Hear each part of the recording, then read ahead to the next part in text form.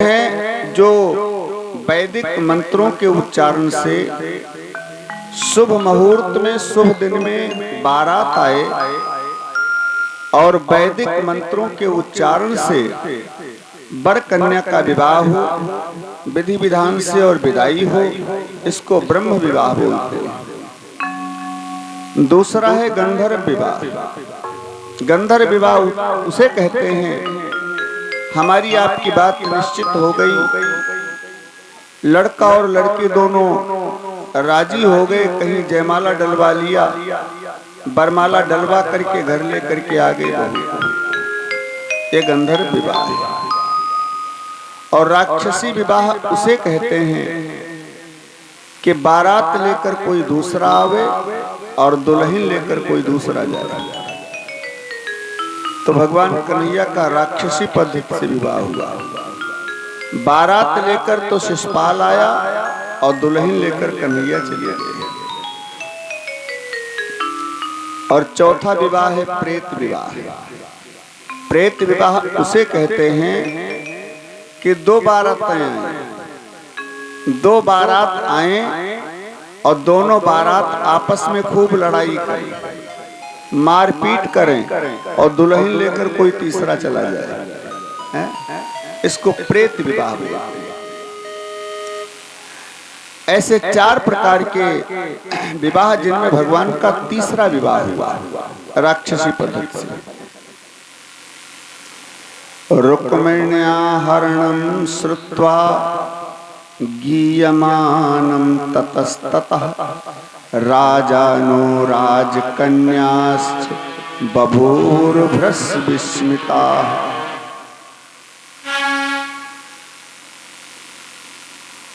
द्वारिका में कृष्ण का विवाह संपन्न हुआ। धीरे धीरे समय बीता। रुक्मिणी ने प्रथम संतान को जन्म दिया। प्रथम संतान को जन्म दिया जिसका नाम पड़ा प्रद्युम्न। सैव जातो वैदर्भ्या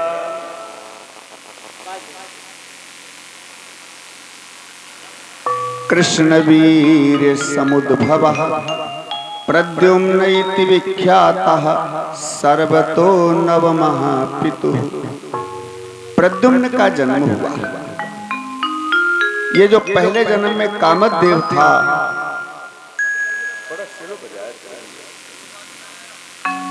कभी-कभी ऐसा हम बोल देते हैं तो वहां बजा देते हो, आवाज बिल्कुल दब जाती है।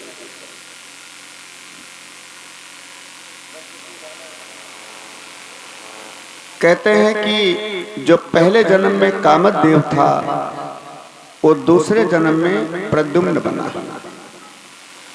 प्रद्युम्न का अर्थ होता है प्रकृष्टः द्युम्नः सा प्रद्युम्नः, माने जिसके आने से कर्म का प्रकाश जीवन में फैल जाए।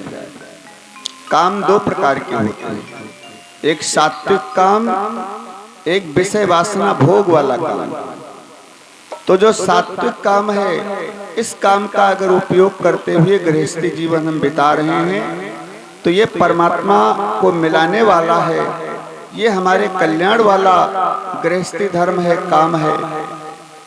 और अगर विषय सुख के भोग की कामना से हम काम का उपयोग कर रहे हैं तो ये हमारे पतन का कारण है। लेकिन ये प्रद्युम्न जो हैं ये सात्विकी काम है। सुखदेव जी कहते हैं परीक्षित, भगवान कन्हैया के तमाम मित्र हैं, इनके रिश्तेदार भी बहुत हैं, इनके प्रेमी भी बहुत हैं, इनके भगत भी बहुत हैं, जय जयकार करने वाले भी बहुत हैं, लेकिन कन्हैया के शत्रुओं की भी कमी नहीं है, दुश्मन भी बहुत हैं। कंस का एक मित्र है जिसका नाम है संबरासुर। संबरासुर ने प्रतिज्ञा किया है कि मैं कृष्ण का वंश चलने नहीं दूंगा। और जब सुना कि कृष्ण के यहाँ पुत्र का जन्म हुआ है तो संबरासुर प्रसूति गृह में आया। अभी प्रद्युम्न 10 दिन के भी नहीं हुए, 10 दिन के भी नहीं हुए। वेश बदलकर माया के द्वारा गुप्त रूप से प्रसूति गृह में आया और प्रद्युम्न का हरण कर लिया, बच्चे का हरण कर लिया, द्वारिका के बाहर लेकर आया और समुद्र में फेंक दिया।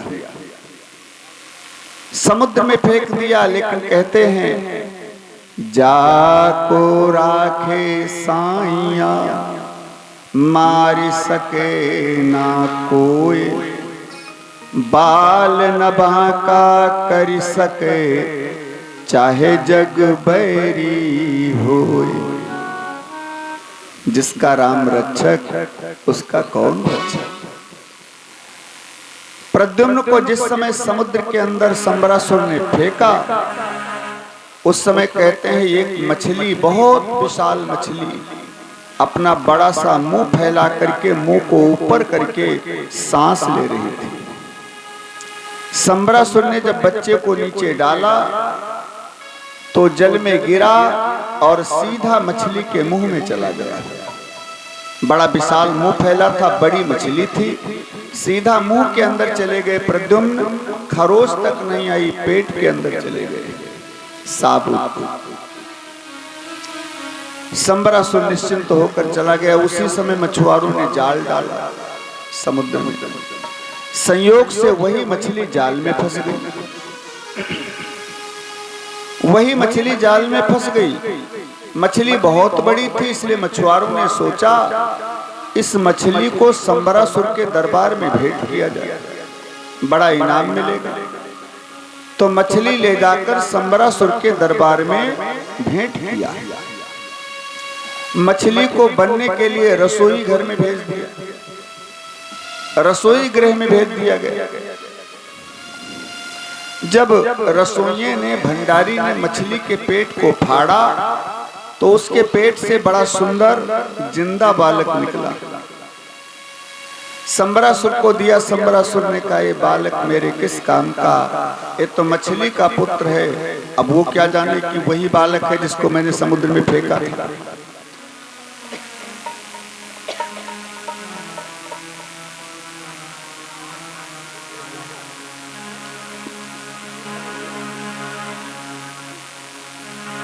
तो उसको क्या पता कि वही बालक है। इसलिए संबरासुर ने कहा ये बालक मेरे किस काम का, ये मछली का पुत्र है। इसलिए उनके यहाँ, संबरासुर के यहाँ एक दासी रहती है जिसका नाम है विद्यावती। वो संगीत विद्या की शिक्षा देती है छोटे छोटे बच्चों को। दासी विद्यावती को दे दिया पालन पोषण करने के लिए। विद्यावती भाव से उसका पालन पोषण करने लगी। मातृवत प्रेम करती हुई बड़े लाड़ प्यार से पालन पोषण कर रही है। जब प्रद्युम्न 5 वर्ष के हुए तो नारद जी आए। नारद जी ने कहा देवी, जिसको गोद में लेकर इतने प्यार से लाड़ प्यार कर रही हो, जानती हो ये कौन है? बाबा ये मछली का पुत्र है। नारद जी ने कहा मछली का पुत्र नहीं है, ये तुम्हारा पति है, तुम्हारा पति।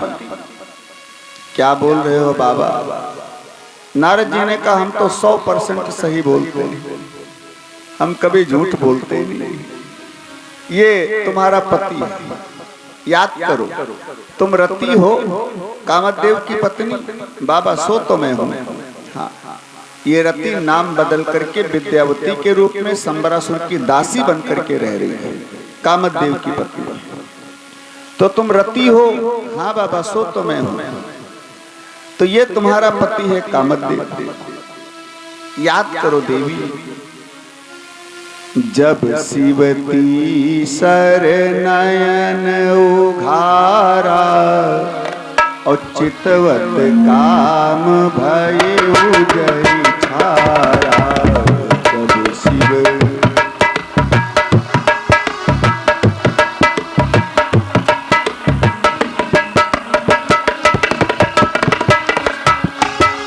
जब शिवती सर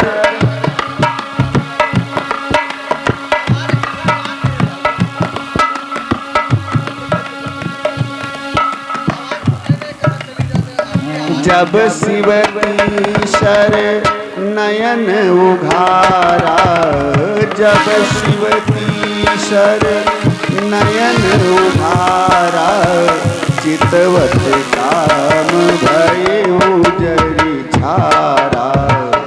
जब शिव की शर नयन उघारा, चितवत काम भये उजरी छारा। चितवत काम भये उजरी। जब भगवान शंकर के तीसरे नेत्र से कामदेव भस्म हो गया, रति बड़ा रोई, भगवान से प्रार्थना किया, प्रभु मैं तो अनाथ हो गई। भगवान शिव ने आशीर्वाद दिया, चिंता न करो रति, तुम्हारा पति जीव मर करके भी जीवित है, अमर है, अनंग नाम से। शरीर के रूप में तुम्हारी मुलाकात होगी कुछ समय के पश्चात। ये भगवान कृष्ण के पुत्र के रूप में प्रद्युम्न बनकर के अवतरित होगा द्वारिका में। तुम संबरासुर के यहाँ दासी बनकर के रहोगी, पुनः तुम्हारा और इसका मिलन होगा। ये आशीर्वाद दिया भगवान शंकर ने।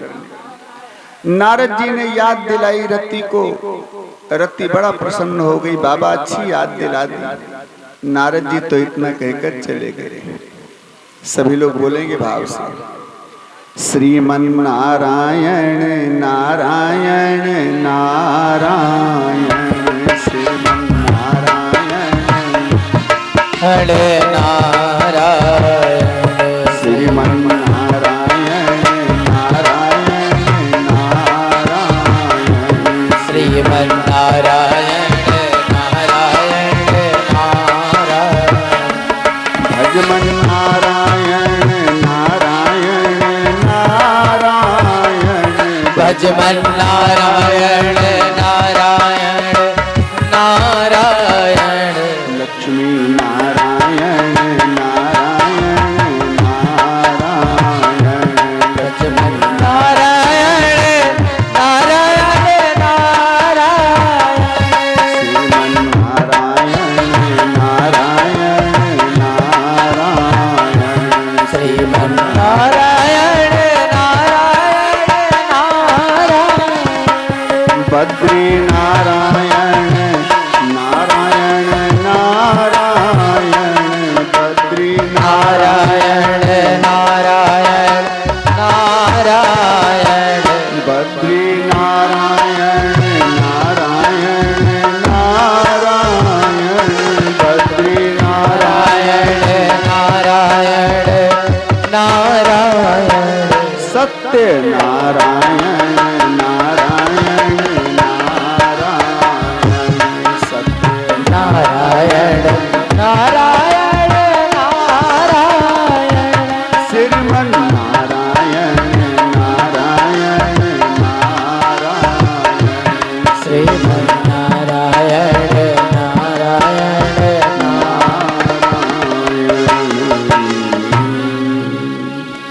नारद जी तो भजन करते चले गए। जब विद्यावती को ये पता चला कि ये मेरा पति है, तो और भाव से सेवा करने लगी। अच्छा एक बात और समझे, ऐसा मत समझना कि प्रद्युम्न छोटे हैं, विद्यावती तो बहुत बड़ी होगी। देवता लोग अमर होते हैं। अरे वृद्धा अवस्था छोड़ दो, इनको कभी जवानी नहीं आती, हमेशा किशोर रहते हैं। 16 वर्ष के उम्र चाहे जितनी हो जाए, लेकिन शरीर देखने में 16 वर्ष का लगता है, किशोर अवस्था। स्त्री पुरुष कोई भी ऐसे। तो विद्यावती जवान नहीं है, किशोर लग रही है, और भाव से सेवा करने लगी। और ज्यादा भाव से सेवा किया तो प्रद्युम्न 12 साल की अवस्था में ही युवा दिखाई पड़ने लगे, जवान दिखाई पड़ने लगे। अब विद्यावती के व्यवहार में परिवर्तन हो गया।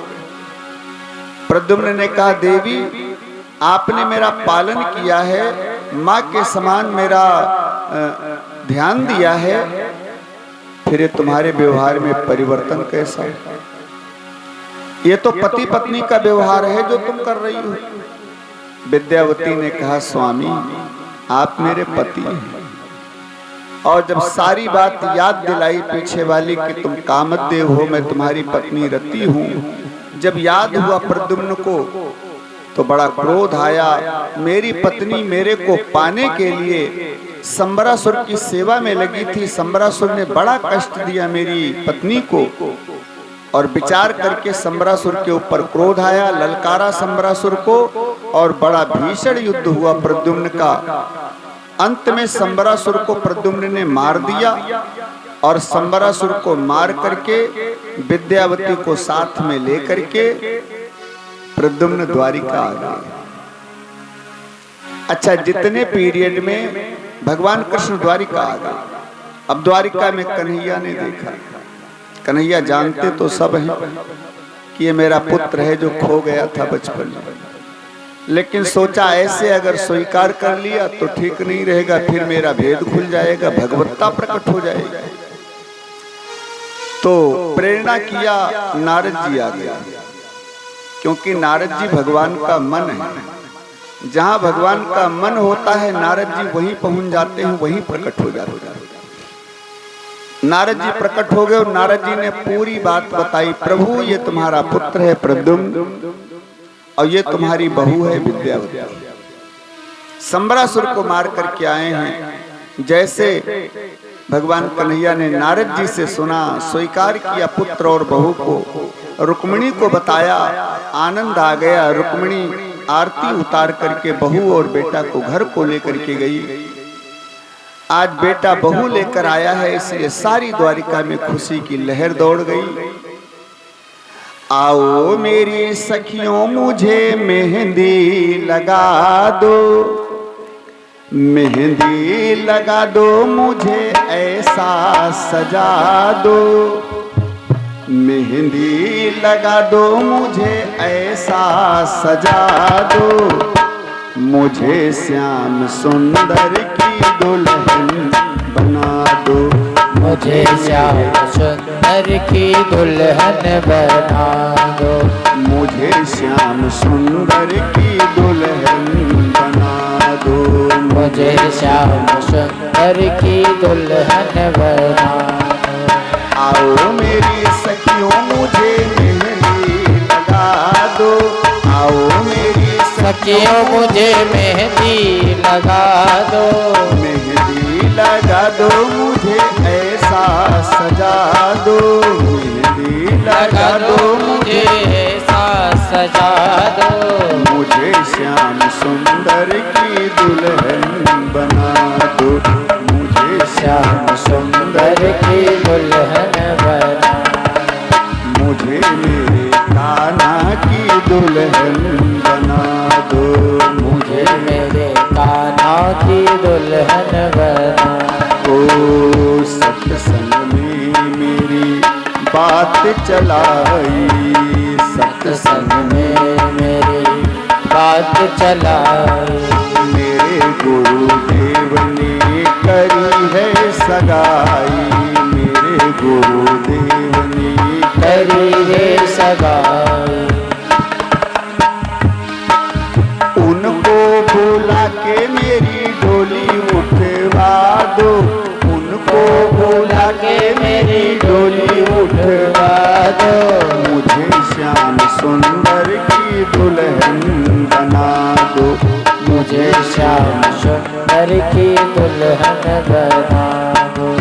आओ मेरी सखियों मुझे मेहंदी लगा दो, आओ मेरी सखियों मुझे मेहंदी लगा दो, मेहंदी लगा दो मुझे ऐसा सजा दो, मेहंदी लगा दो मुझे ऐसा सजा दो, मुझे श्याम सुंदर की दुल्हन बना दो, मुझे श्याम सुंदर की दुल्हन बना, मुझे मेरे कान्हा की दुल्हन बना दो, मुझे मेरे कान्हा की दुल्हन बना, ऐसा बड़ो दुल्हा जो कबहू न छूटे, ऐसा बरो दुल्हा जो कबहू ना छूटे, ऐसा बड़ो दुल्हा जो कबहू न छूटे, ऐसा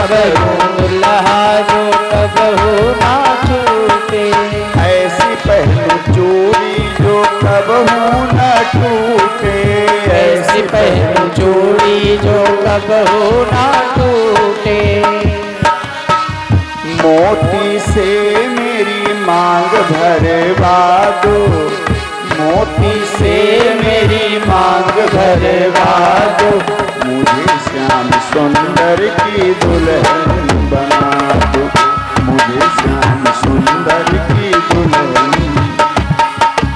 आओ मेरी सखियों मुझे मेहंदी लगा दो, मेहंदी लगा दो मुझे ऐसा सजा दो, मुझे श्याम सुंदर की दुल्हन बना दो, मुझे श्याम सुंदर की दुल्हन बना दो।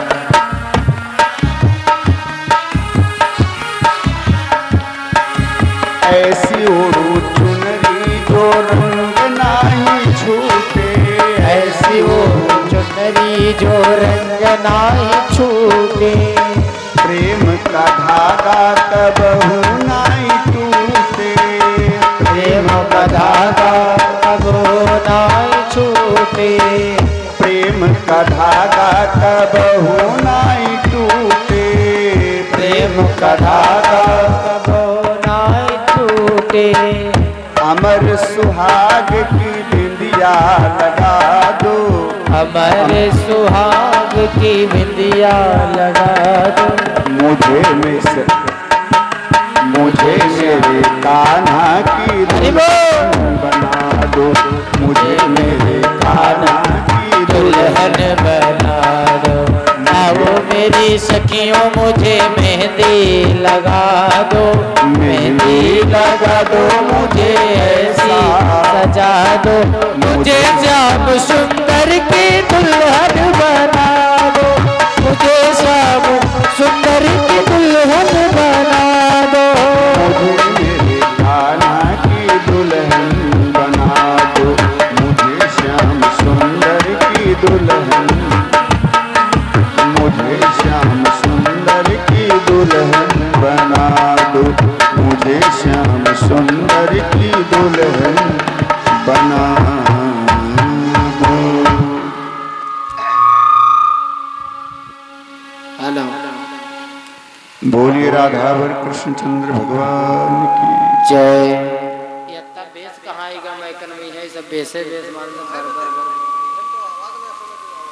अब सिट्टी मार बेस बंद करे कहो तो उसके भाग धर रहा है, बंद नहीं कर इधर को अंतर नहीं कर फर्क नहीं कर। हेलो हेलो हेलो हमारी वाली में तुम बहुत बेस भरा पड़ा है, अब कम करे कहो तो खुशी भाग धर रहा है, बेस नहीं कर ज्यादा बेस में आवाज सब फैला जा बेकार हो जा। हरिओम हरिओम इका वॉल्यूम तुम बढ़ा दो थोड़ा। हरिओम हरिओम हरिओम सीताराम। ठीक है राय नहीं सकेंगे करते कर समय बीत जी। बोलिए सद्गुरुदेव भगवान की जय। ध्यान दीजिए। सुखदेव जी कहते हैं परीक्षित, प्रद्युम्न जी आनंद से द्वारिका में रहने लगे और जितने पीरियड में जितने समय में प्रद्युम्न विद्यावती को ब्याह करके लाए संबरासुर को मार करके, उतने पीरियड में भगवान कन्हैया के 16,107 विवाह और हो गए।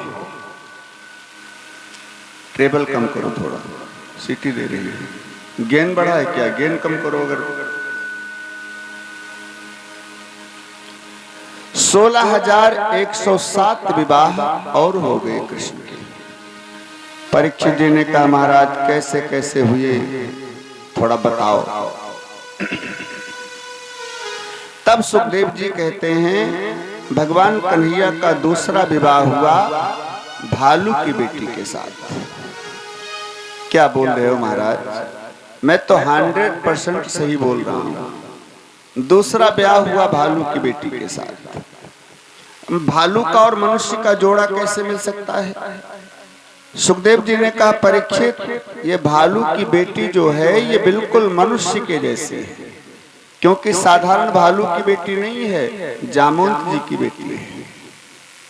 बिल्कुल मनुष्य के जैसी। कैसे हुआ महाराज? तो कहते हैं एक सत्राजित नाम का यदुवंशी था। सूक्ष्म तरीके से सुनेंगे, भी बहुत कथा बाकी बची है और आज ही विश्राम तक पहुंचना है समय सीमा के अंदर। सत्राजित ने भगवान सूर्य की उपासना किया।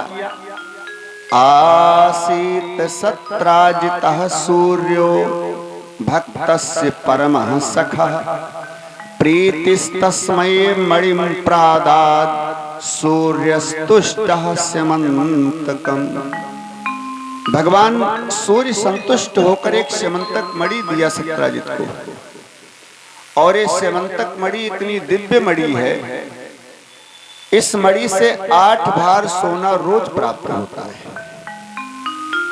विद्वान लोग 1 भार सोना 10 किलो के बराबर बताते हैं। कुछ विद्वान कहते हैं 25 किलो बराबर 1 भार, लेकिन 10 किलो का 1 भार माना जाए तो 8 भार का मतलब 80 किलो। 80 किलो सोना उस मणि से रोज निकलता है। एक दिन सत्राजित मणि पहनकर भगवान कन्हैया के दरबार में गए। भगवान कृष्ण एकांत में बुलाया। अच्छा, मणि पहनकर कृष्ण के दरबार में क्यों गए? क्योंकि सत्राजित ने सोचा कोई विशेष वस्तु अपने पास अगर है, कोई विशेष प्रतिभा अपने पास है, तो उसे समाज में जब तक दिखाओ ना, तब तक कोई जानेगा कैसे कि इनके पास भी है? जैसे एक आदमी को सोने की अंगूठी मिल गई, इसी उंगली में पहन लिया। पहली बार मिली थी इसलिए बड़ा खुश। पहली बार जो भी सामान जिसको मिलती है, भले उसकी कोई कीमत न हो आज के जमाने में, लेकिन वो यही समझता है कि हम सबसे आगे हैं। हाँ। तो इस उंगली में पहना अंगूठी और सबको दिखाता घूम रहा है। कैसे? किसी से बात करने लगता है तो यही उंगली आगे करके, और साहब और सब ठीक है, क्या हालचाल, यही उंगली आगे करके, ताकि लोग देखें इनके हाथ में भी सोने की अंगूठी है। ऐसे बात करता हुआ एक हलवाई की दुकान पर पहुंच गया। अब यही उंगली उठा करके ये जलेबी कैसे दिया, ये इमरती कैसे दिया, ये रसगुल्ला कैसे दिया, इसी उंगली से। पंडित जी बुद्धिमान थे, वो दुकान पंडित जी की थी, हलवाई की दुकान किए बैठे थे, चद्दर ओढ़े, ठंडी का महीना। पंडित जी समझ गए उसकी बात कि ये अपनी अंगूठी हमको दिखा रहा है, मिठाई खरीदने नहीं आया, अपनी अंगूठी दिखाने आया। तो वो पहने था इतनी छोटी अंगूठी सोने की, और पंडित जी बांधे थे इतना बड़ा बाजूबंद बाह में सोने का। जब वो पूछने लगा ये इमरती कैसे, जलेबी कैसे, पंडित जी समझ गए, सो हटाई चद्दर और बाजूबंद आगे करते हुए सब एक ही भाव, चाहे जो भी ले जाए। ऐसे कुछ लोग होते हैं अपनी प्रतिभा समाज को दिखाना चाहते हैं ताकि लोग समझें कि ये भी कुछ हैं। तो भगवान को दिखाने के भाव से सत्राजित मणि पहन करके कृष्ण के दरबार में गया। कन्हैया ने एकांत में बुलाया और सत्राजित से पूछा, सत्राजित एक बात बताओ, तुम्हारा परिवार कितना बड़ा है? सत्राजित ने कहा, हम हैं, हमारी पत्नी है, एक भाई है छोटा प्रसेन और एक बेटी है सत्यभामा। कन्हैया ने कहा, इसका मतलब 3.5 आदमी का टोटल परिवार है? और मणि ऐसी बांधे हो 80 किलो सोना देने वाली, 8 बार सोना देने वाली। सत्राजित ने कहा, तो क्या करें प्रभु? कहा, इसे हमारे खजाने में जमा कर दो, इससे प्रजा की सेवा होगी। सत्राजित ने कहा, ना महाराज, हम ये किसी को नहीं दे सकते, ये मेरे त्याग का फल है, हम इसे किसी को नहीं देंगे। और इतना कहकर सत्राजित वापस आ गया। अपने छोटे भाई प्रसेन के गले में वो मणि डाल दिया। प्रसेन शिकार करने जंगल में गया। जंगल में प्रसेन एक शेर के हाथों मारा गया। शेर ने प्रसेन का शिकार करके मणि लेकर के शेर चल दिया। आगे एक भालू मिला तो भालू ने शेर को मार दिया, मणि लेकर के भालू चला गया। अब प्रसेन कई दिनों तक वापस नहीं आया तो सत्यजित के मन में भाव आया कि और कुछ नहीं, कन्हैया ने भाई प्रसेन को मार करके मणि छीन लिया। और ये बात धीरे धीरे धीरे धीरे एक दो को बताई तो धीरे धीरे पूरी द्वारिका करने करने जपन जाना, कान कान से ही बात फैल गई। एक ही दिन में सीआईडी ऑफिसर ने आकर के भगवान कृष्ण को बताया, और जैसे कन्हैया ने सुना सिमंतक मणि की चोरी का लांछन लग रहा है, सो कृष्ण गर्गाचार्य के पास पहुंच गए। महाराज जल्दी से हमारी कुंडली देखो। क्यों भाई, क्या बात है? ये मेरे को कलंक क्यों लग गया? मैंने किया नहीं है, मेरे को दोष लग गया।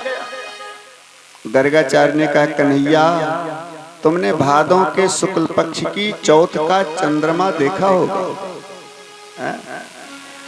भादों के शुक्ल पक्ष की चौथ का चंद्रमा कोई देख ले तो कलंक लगता जरूर है, लेकिन ये कथा कोई सुन ले तो कलंक से मुक्त हो जाता है, नहीं लगता है। भागवत बड़ी प्रभावशाली है। लेकिन गाय के बछड़े के खुर के गड्ढे में पानी भरा हो और उस पानी में अगर चंद्रमा की परछाई देख लिया जाए तो फिर कलंक लगे, नहीं बचता है, कुछ भी कर डाले जरूर लगता है। तो गर्गाचार्य ने कहा कि तुमने चौथ का चंद्रमा देखा हो। भगवान ने कहा देखा होगा भाई, हमको तो याद नहीं है। कलंक लगा है तो इससे मुक्ति तो पाना ही है। सो कृष्ण कुछ साथियों को साथ में लेकर मणि को ढूंढने चल पड़े। ढूंढते ढूंढते जंगल में एक जगह मनुष्य के कुछ अवशेष मिले। पहचान किया तो प्रसेन की पहचान निकली। शेर के पंजों के निशान देखे तो शेर के पंजों के निशान देखते आगे बढ़े। कृष्ण कहते हैं भैया प्रसेन को तो शेर ने मार दिया। आगे बढ़े तो देखा शेर की लाश पड़ी है, भालू के पंजों के निशान देखे गए। कन्हैया ने कहा भैया शेर को भी भालू ने मार दिया, मणि लेकर भालू गया। अबे जानते सब हैं, लेकिन सीढ़ी सीढ़ी इसलिए पहुंच रहे हैं कि भगवत्ता छिपी रही है। आगे बढ़े तो देखा एक विशाल गुफा बनी है और उस गुफा के अंदर भालू के पंजों के निशान गए हैं। कन्हैया ने सबसे कहा तुम लोग यहीं ठहरो, मैं अंदर जा रहा हूं। और कन्हैया गुफा के अंदर गए। जा करके देखा तो एक कन्या बैठी है और वो कन्या उसी सिमंतक मणि के साथ क्रीड़ा कर रही है, खेल रही है। कन्या ने जब किसी अपरिचित व्यक्ति को देखा तो चिल्लाई बड़े जोर से, जामवंत जी बाहर आ गए। कृष्ण का और जामवंत जी का युद्ध शुरू हो गया, मल्ल युद्ध। अब देखें ये मल्ल युद्ध हो रहा है, लातों घूसों का, उठा पटक का। कभी जामवंत जी नीचे तो कभी कन्हैया नीचे। रात दिन लगातार नॉन स्टॉप युद्ध चल रहा है। और ये युद्ध एक दो दिन नहीं चला, 27 दिन लगातार चला। रात दिन लगातार 27 दिन मल्ल युद्ध चला। आज 27वें दिन भगवान कन्हैया ने जामवंत को पटक करके इतनी कुटाई किया, इतनी कुटाई किया कि नस नस ढीली हो गई। जामवंत जी ने कृष्ण को छोड़ दिया, दूर खड़े हुए हाथ जोड़कर, बस बस मेरे प्रभु, मैंने तुमको पहचान लिया। भगवान ने कहा कैसे पहचाना? आप तो मेरे राम जी हैं, मेरे राम जी हैं। कन्हैया ने कहा कैसे पहचाना? जामवंत जी ने कहा प्रभु आप भूल गए हैं लेकिन मैं नहीं भूला हूं। जब राम जी रावण को मारकर अयोध्या वापस आए, राम जी का राजतिलक हो गया, तो सभी भालू बंदरों से कहते हैं भैया आप सब लोग मेरे से वरदान मांग लो। बड़ी मदद किया मेरी, हम कुछ दे नहीं पाए, इसलिए आज हम तुम सबको वरदान देना चाहते हैं, जो मर्जी आए मांग लो। कहते हैं सबने वरदान मांगा राम जी से, लेकिन आश्चर्य की बात एक है, किसी ने पदार्थ नहीं मांगा, धन दौलत नहीं मांगा। सुख संपत्ति घर आवे, ये किसी ने नहीं मांगा। क्या मांगा? कोई मांगता है प्रभु आपकी भक्ति ज्यादा बढ़े, कोई मांगता है आपके चरणों से प्रीति बनी रहे हमेशा, कोई कहता है प्रभु आपकी कृपा बनी रहे मेरे ऊपर, कोई कहता प्रभु आपको भूलूं ना कभी। बस ये वरदान मांगे, केवल धन दौलत नहीं मांगे, सांसारिक वस्तुएं नहीं मांगी। सबने मांगा लेकिन जामवंत जी चुपचाप बैठे, इन्होंने कुछ नहीं मांगा। राम जी ने देखा जामवंत जी तुम भी मांगो। जामवंत जी ने कहा प्रभु मांगने वालों की लिस्ट में से मेरा नाम काट दो, मैं नहीं मांगूंगा। नहीं जामवंत जी मांगना पड़ेगा, क्योंकि रामः विग्रहवान धर्मः, राम एक बार जो बोलता है उसे पूर्ण करता है। मैंने कह दिया मांगना पड़ेगा, मांगो क्या चाहिए। जामवंत जी ने कहा प्रभु अगर जिद कर रहे हो तो मांग रहा हूं, मिलेगा, जो मर्जी है मांग लो। जामवंत जी ने कहा प्रभु रावण की सेना से हमने युद्ध किया, लेकिन रावण की सेना में कोई हमारी टक्कर का, हमारी बराबरी का योद्धा नहीं था। रावण हमारी बराबरी का थोड़ा थोड़ा था, तो मैंने सोचा रावण से युद्ध करके अगर रावण को मैंने मार दिया तो राम जी किसको मारेंगे। ये रावण को मारने में जितने भालू बंदर से थे सब समर्थ थे। जब एक मुक्का में रावण को मूर्छित कर दिया हनुमान जी ने, है? तो दूसरा मुक्का मरता पड़ता तो राम नाम सत्य, लेकिन नहीं मारा, क्योंकि सबने रावण को छोड़ा, छोड़ते रहे सब राम जी के लिए। राम जी का अवतार हुआ है रावण को मारने के लिए, इसलिए राम जी के लिए रावण को छोड़ा। तो जामवंत जी कह रहे हैं प्रभु रावण थोड़ा बहुत मेरी टक्कर का था, लेकिन मैंने सोचा रावण से युद्ध करके अगर मैंने मार दिया तो प्रभु आप किसको मारेंगे, आपका अवतार लेना व्यर्थ हो जाएगा, इसलिए मैंने उससे युद्ध नहीं किया। तो मेरे शरीर की खुजली नहीं मिटी, अभी लड़ाई करने को मन कर रहा है, और तुमने रावण को मारा है, इसका मतलब रावण से ज्यादा बलवान हो। तो प्रभु मुझे यही चाहिए, थोड़ी देर के लिए खड़े हो जाओ, आओ हमारे तुम्हारे दो दो हाथ हो जाए, थोड़ा हमारी भी खुजली मिट जाए। राम जी ने कहा जामवंत जी देखो आप बड़े बुजुर्ग हैं, सबसे वृद्ध हैं, इसलिए हम आपको पितृतुल्य आदर देते हैं, पिता समान मानते हैं। जामवंत जी ने कहा प्रभु उल्टा मत बोलो, आप मेरे स्वामी और मैं आपका सेवक। राम जी ने कहा तो स्वामी और सेवक में भी तो युद्ध नहीं होता है। सेवक सोई जो करई सेवकाई, अरि करनी करी करई लड़ाई। सेवक और स्वामी में भी तो लड़ाई नहीं होती है, फिर युद्ध कैसे हो। ये मर्यादा के विपरीत है जामवंत। दूसरा मांग लो। जामवंत जी ने कहा ना प्रभु मुझे और कुछ नहीं चाहिए, देना है तो यही दो, नहीं देना है तो मना कर दो। राम जी ने कहा जामवंत मेरी परंपरा है, मैं जो एक बार कहता हूं पूरा करता हूं। ठीक है दिया मैंने, लेकिन इस जन्म में तुम्हारा ये वचन पूरा नहीं होगा, क्योंकि इस जन्म में मर्यादा पुरुषोत्तम बनकर आया हूं, इसलिए तुमसे युद्ध नहीं कर सकता। हाँ अगले जन्म में लीलाधारी बन करके आऊंगा, तब उल्टे सीधे सारे काम करूंगा, कोई चिंता नहीं है, तब लड़ूंगा। 27 दिन लड़ाई करके तुम्हारी खुजली मिटाऊंगा। ये राम जी का वादा है। वही जामवंत जी कह रहे हैं प्रभु मैंने पहचान लिया, आप तो मेरे राम जी हैं, क्योंकि मुझे वादा याद आ गया आपका, मेरी खुजली मिट गई प्रभु। और बताऊं तीनों लोकों में किसी में सामर्थ्य नहीं थी जो जामवंत को हरा सके सिवाय राम जी के। राम जी ही एक ऐसे थे जो मेरे को हरा सकते थे, और तुमने मेरे को परास्त किया, मेरी खुजली मिटाई। नाथ नस नस टूट रही है शरीर, इसलिए मैं समझ गया तुम मेरे राम जी। कैसे आए प्रभु। भगवान कन्हैया ने अपने अवतार लेने का सारा कारण बताया, यहाँ तक आने का कारण बताया। जामवंत ये जो मणि है कन्या के हाथ में, इसी को हम लेने आए हैं, और सुनो लेने आया हूं, लेके जाऊंगा, दीजिए। जामवंत जी ने कहा प्रभु ये मणि तो हम नहीं देंगे, इसके लिए चाहे मुझे मार भले दो, लेकिन हम मणि नहीं देंगे। कन्हैया ने कहा हम तो लेके जाएंगे, कुछ भी करना पड़ जाए क्योंकि इसका मेरे ऊपर कलंक लगा हुआ है, तो कुछ भी हो जाए लेकिन मणि लेकर हम जाएंगे। जामवंत जी ने कहा प्रभु तो दो ही रास्ते हैं। कौन कौन से?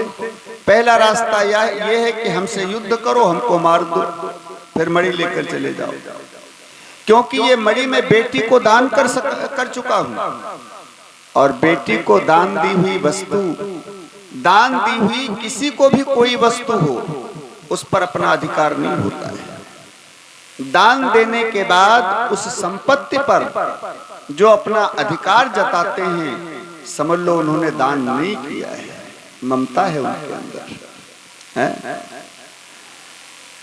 एक संत जी को एक सेठ जी ने ला करके कंबल भेंट किया। ठंड का महीना, संत जी सिकुड़ रहे थे ठंड के मारे, सो सेठ जी को दया एक कंबल दे दिया। अब संत जी ने वो कंबल लिया, सामने धूना जल रहा था, उसी में रख दिया, कंबल हाथ में लेकर उसी में रख दिया। अब वो कंबल जल गया। सेठ जी को बड़ा दुख हुआ, बड़ा कष्ट हुआ। अरे महाराज जी, मैंने कंबल भेंट किया, आपने उसको जला दिया, ये ठीक नहीं किया, अच्छा नहीं किया। संत जी ने कहा इसका मतलब तुमने दान किए नहीं था। अगर दान किया होता तो इस पर तुम्हारी ममता नहीं रह जाती, इसके जलने से तुमको कष्ट हो रहा है। अरे अब तो ये हमारी वस्तु हो गई, अब इसको जलाएं चाहे फेंकें, किसी को दे दें, इस पर तुम्हारी ममता क्यों है? ममता मेरी होनी चाहिए, कष्ट मेरे को होना चाहिए, तुमको क्यों हो रहा है?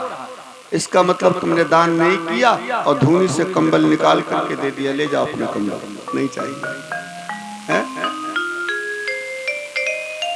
दान दी हुई वस्तु पर अपना अधिकार नहीं रहता। अगर मन के अंदर अधिकार छिपा हुआ है ममता का, तो हाथ से दी हुई वस्तु का लाभ नहीं मिलता है। दान करना है, मन से दान करो, उस वस्तु से ममता त्याग करके दान करो, उसका, उस पर ममता मत रखो। इसलिए जामवंत जी कहते हैं प्रभु बेटी को मैंने ये दे दिया है खेलने के लिए, इसलिए इस पर मेरा अधिकार नहीं है, मैं नहीं दे सकता। या तो मुझे मारकर मेरी फिर मणि लेकर के जाओ, या प्रभु मेरी बेटी से अपना विवाह कर लो, जाम्बवती से अपना विवाह कर लो, तब तो मणि तुम्हारी हो जाएगी, दहेज में दे दूंगा, ले जाओ प्रभु। हाँ, भगवान ने कहा तो ये ठीक रहेगा, हम तैयार हैं। फिर क्या था, जंगल में मंगल शुरू हो गया और भगवान कन्हैया का दूसरा विवाह जाम्बवती से हुआ। मणि और जाम्बवती को लेकर भगवान द्वारिका आ गए। सत्राजित को बुलाया दरबार में। मणि वापस करते हुए बोले देखो, बिना जाने समझे, बिना पक्का पता लगाए हुए किसी को दोष नहीं देना चाहिए, समझे? किसी को कलंक नहीं लगाना चाहिए। जब बिल्कुल पक्का जान लो कि इसकी गलती है, तब उसके ऊपर कलंक लगाओ, लांछन लगाओ। बदनाम कर दिया मेरा नाम, चले जाओ यहाँ से। सत्राजित लज्जित हो गया मणि पाकर। भगवान ने कहा विश्वास ना आता हो तो बुलाऊं, प्रमाण पत्र साथे में लाया हूं जाम्बवती को। ये वहां थी मणि, मेरे पास नहीं थी, छीन करके लाया। सत्राजित लज्जित हो गया, नीचे सिर झुकाकर चला गया। और ये समाज बड़ी विचित्र है। समाज थाली का बैंगन समझो, जरा सा इधर झुकी थाली तो इधर बैंगन, ऐसे झुकी तो इधर बैंगन। यही समाज पहले कह रही थी, जब सत्राजित ने मणि की चोरी का कलंक लगाया था, तब सारी समाज द्वारिका की कह रही थी मैं तो पहले जानता था ये पक्का चोर है कृष्ण। पहले माखन चुराया, अब सबके घर में मड़ियां चुराने लगा, धन दौलत चुराने लगा। ये तो बचपन का चोर है, जरूर इसी ने चुराया होगा मणि को, छीना होगा मणि को। सारी समाज द्वारिका की धिक्कार रही थी कृष्ण की। और आज जब मणि लाकर वापस कर दिया, पूरी द्वारिका ने जाना कि कृष्ण निर्दोष हैं, तो सारी द्वारिका के लोग कहने लगे हम तो पहले कह रहे थे भैया कन्हैया द्वारिका के राजा हैं, वो भला ऐसा कैसे करेंगे? जो कह रहे थे ये खराब है, ये चोर है, वही कहने लगे अरे वो द्वारिका के राजा, वो ऐसा कैसे कर सकते? ये दुष्ट है सत्राजित। ये दुष्ट है, इसी ने कलंक लगा करके मेरे प्रभु को, मेरे महाराज को दोषी बनाया, कलंकित किया। इसलिए सब गालियां देने लगे, सत्राजित को धिक्कारने लगे। अब सत्राजित का रास्ता चलना मुश्किल, जिधर से निकले उधर गालियां पा रहा है, नीचे सिर झुका करके घूमता चल रहा है। अब तो परेशान होकर के भगवान कृष्ण के दरबार में आया, प्रभु रास्ता चलना मुश्किल है, तो हम क्या कर सकते हैं? प्रभु एक काम करो, क्या? हमारे एक बेटी है, नाम है सत्यभामा, आप अगर उससे विवाह कर लो, दामाद बन जाओगे मेरे, द्वारिकाधीश दामाद हो जाएंगे तो कोई कुछ नहीं कहेगा। फिर तो मैं भी सिर उठाकर जीने वाला हो जाऊंगा, प्रभु स्वीकार करो। भगवान ने कहा हम कब मना करते हैं भाई, करो। अब इस बार तो इसी के लिए अवतार हुआ भगवान का। और फिर तीसरा विवाह सत्यभामा के साथ हुआ कृष्ण का। सत्राजित मणि दहेज में देने लगा, भगवान ने मणि वापस कर दिया, भाई इससे हमको कलंक लग जाता है, मैं नहीं लूंगा इसको। सत्राजित ने कहा ना प्रभु, मैंने संकल्प ले लिया था, जिस दिन मणि तुमने मेरे हाथ में दिया था उसी दिन मैंने संकल्प ले लिया था, जिसके साथ बेटी का ब्याह करूंगा उसी को मणि दान में दूंगा। तो प्रभु मेरे संकल्प का क्या होगा, आपको लेना पड़ेगा। भगवान ने कहा ये मणि मैं नहीं ले सकता, लेकिन तुम्हारे संकल्प को नहीं तोड़ूंगा, ये मणि अपने पास रखो, और इस मणि से जितना सोना निकले रोज का रोज तौल करके हमारे खजाने में जमा करो। अब देखो, जैसा भगवान चाहते हैं वैसे होता है। व्यक्ति अगर जिद करके अपने मन की करने लगे तो क्या होता है, परिणाम उल्टा होता है।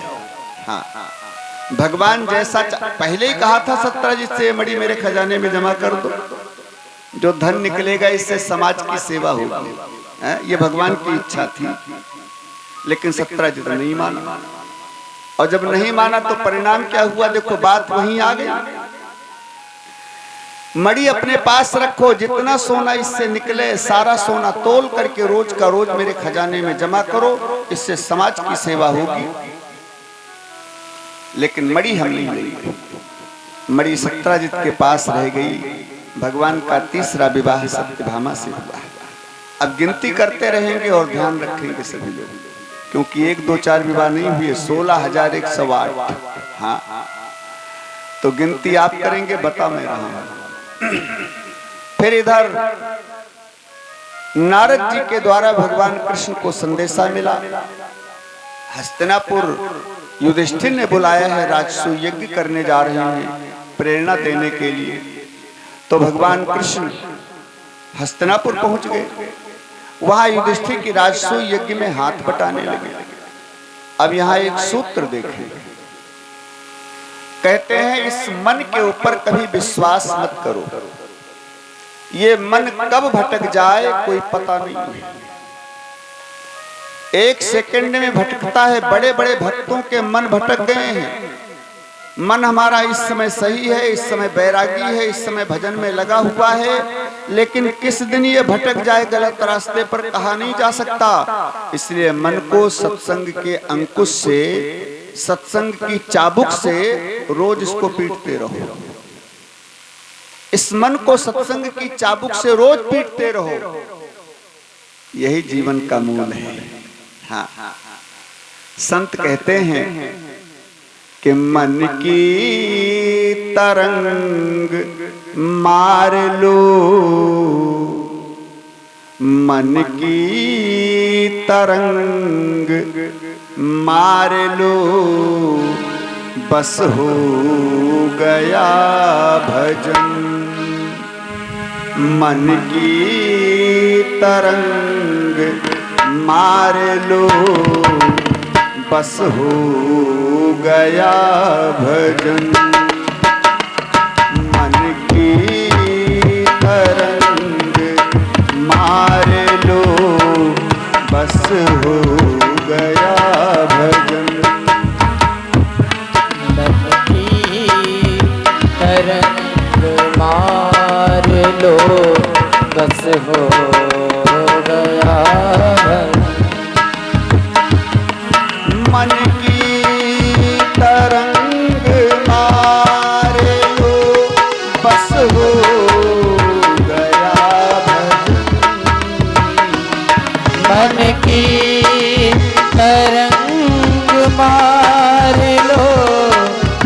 हो गया भजन।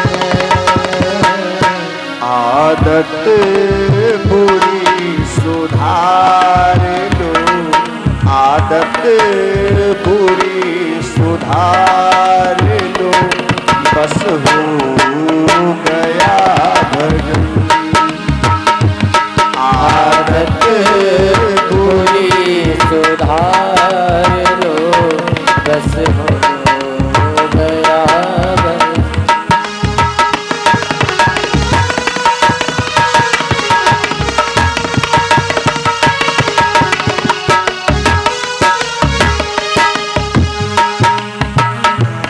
कटुता मनों से त्याग दो, मीठे वचन कहो। कटुता मनों से त्याग दो, मीठे वचन कहो। वाणी का स्वर सुधार लो, वाणी का स्वर सुधार लो, बस हो गया भजन। वाणी का स्वर सुधार लो, बस हो। मन की तरंग मार लो, बस हो गया भजन।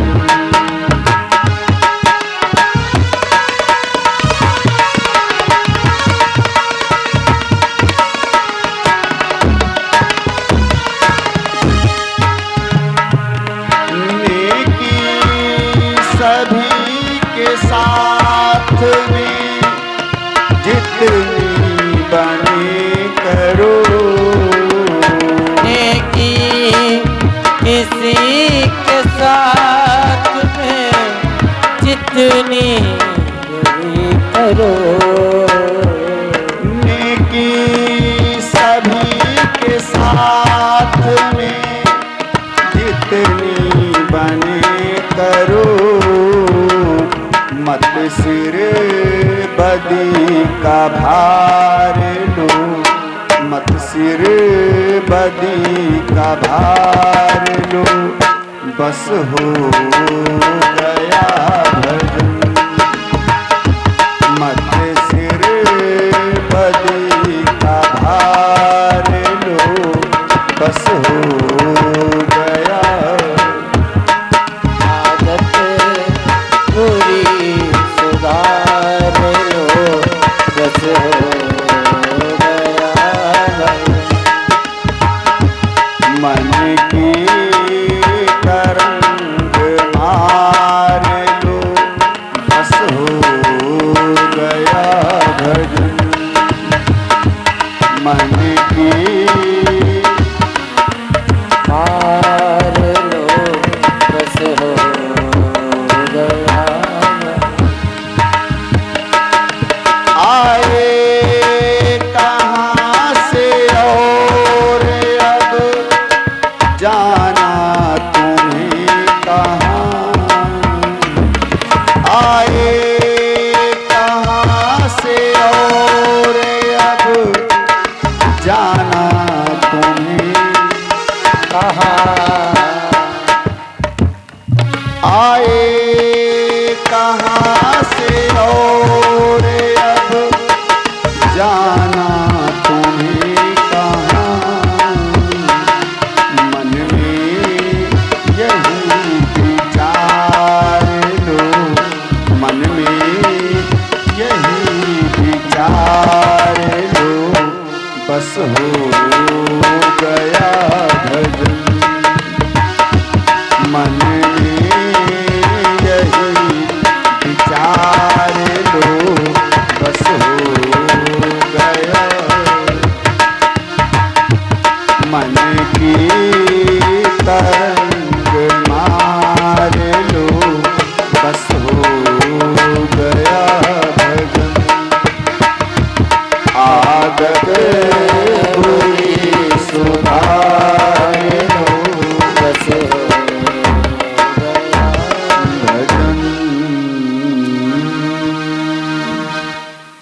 की तरंग मार लो,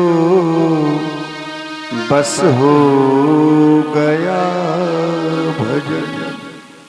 देखो, मन को हमेशा अंकुशित करते रहो, ये मन कब बिगड़ जाए कुछ पता नहीं। ऐसी ही एक घटना हुई द्वारिका में। अक्रूर जी, जिनके बारे में सब जानते हैं, ये बंदन भक्ति के आचार्य हैं। कन्हैया को जब वृंदावन लेने गए तो कन्हैया के चरण चिन्हों का बंधन करते करते लेटे लेटे वृंदावन गए। इतने बड़े परम भगत यमुना में डुबकी लगाई तो यमुना में नारायण से सैया पर शयन कर रहे हैं, दर्शन किया प्रत्यक्ष परमात्मा के। इतने बड़े भगत अक्रूर जी महाराज, लेकिन एक सेकंड में बुद्धि बदल गई। अक्रूर जी मन में विचार करने लगे, सत्राजित के पास जो मणि है, समंतक मणि, अगर वो मेरे को मिल जाए। देखो, एक विकार मन में आता है तो सारे विकारों को बुला करके बैठा लेता है।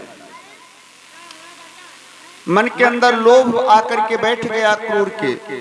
सोचा, सत्राजित के पास जो मणि है, अगर वो मेरे को मिल जाए, 8 बार सोना देती है रोज। लेकिन वो मणि मिलेगी कैसे? क्योंकि मांगने से तो देगा नहीं। इसलिए हम ऐसा सोच रहे हैं कि रात को सोते में सत्राजित को मार दिया जाए और मार करके मणि छीन लिया जाए।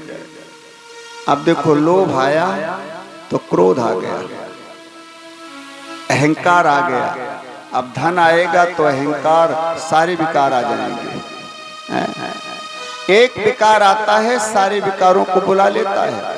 कितना जघन्य पाप करने का विचार आ गया, सोते सोते सत्राजित को मार करके मणि ले आए।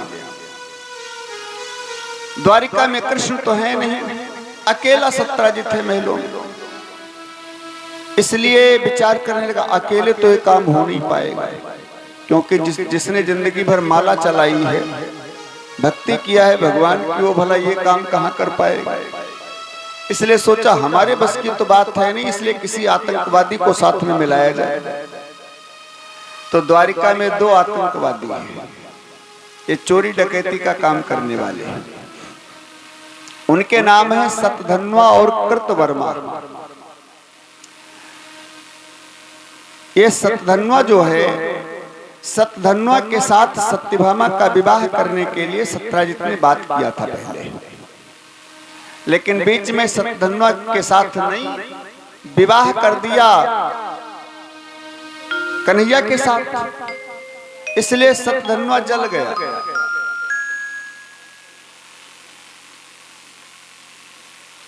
सतधन्वा जल गया और मौका ढूंढने लगा, मौका मिले तो ये बदला जरूर चुकाना है। और आज मौका मिल गया। अक्रूर जी ने विचार किया, सतधन्वा को साथ में मिलाया जाए, उसकी और सत्राजित की दुश्मनी भी चल रही है, और थोड़ा घी डाल दिया जाए, आज में काम चल जाएगा। अक्रूर ने सतधन्वा से बात किया, मौका बड़ा बढ़िया है, कृष्ण द्वारिका में नहीं है, बदला चुका लो इस समय, अकेला सत्राजित है, मार दो सोते में रात को। सतधन्वा ने कहा, बात तो बिल्कुल सही कहा तुमने, आज ही चुकाते हैं, लेकिन अकेले नहीं, हमारा एक मित्र है कृतवर्मा, उसको भी साथ में ले लेते हैं। कृतवर्मा को भी बुलाया और अक्रूर, कृतवर्मा, सतधन्वा तीनों ने मिलकर के रात को सोते में सत्राजित को मार दिया। मणि लेकर अक्रूर चले गए, क्योंकि वो तो मणि के लिए आए थे केवल।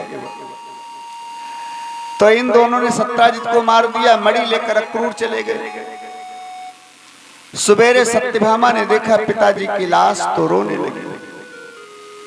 समझ गई सतधन्वा ने, कृतवर्मा ने मारा है मेरे पिता को।